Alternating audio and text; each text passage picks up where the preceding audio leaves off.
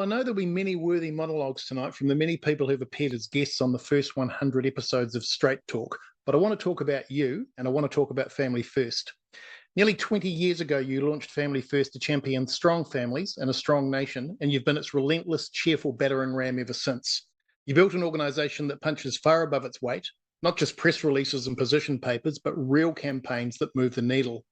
Your Value Your Vote guides have helped New Zealanders to weigh the record and the values of candidates every election cycle since 2008, providing a practical tool that's now part of the furniture at election time.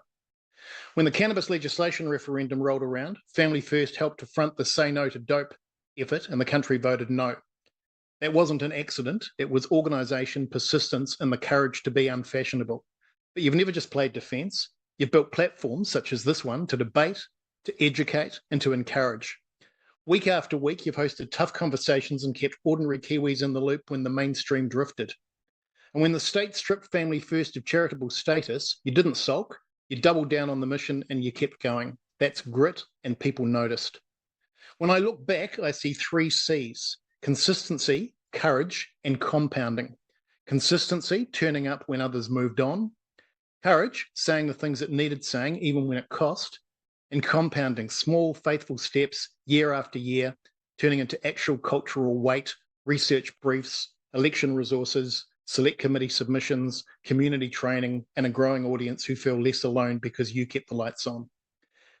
That's how tides are held back, not with one grand moment, but with 1,000 steady ones. Tonight, I also want to acknowledge a sobering moment beyond our shores. When Charlie Kirk was killed, the shockwaves went around the world.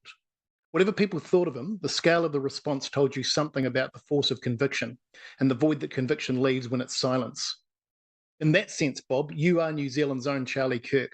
Tireless, unafraid, mobilising people who thought they were alone and proving that they're not. Has it made a difference? Absolutely. You've helped to hold back tides that would sweep families off their feet. You've kept politicians honest, equipped families, and given a microphone to common sense when the mainstream media chose not to.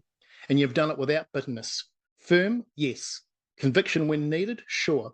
But always with that grin that says we're in this to win hearts, not just arguments. That's leadership with a smile, and it's rarer than we care to admit. I'll finish with one piece of advice which I know you already understand. All of this, the advocacy, the effort, the late nights, the interviews, the research, the campaigns, all of it is ultimately in service of leading people to Christ. Policy wins are great, but changed lives are eternal. And I have no doubt that through your work, many, many people have found that hope over the years. Blessings to you and to your extraordinary team, Bob, and best wishes for another 100 episodes of Straight Talk.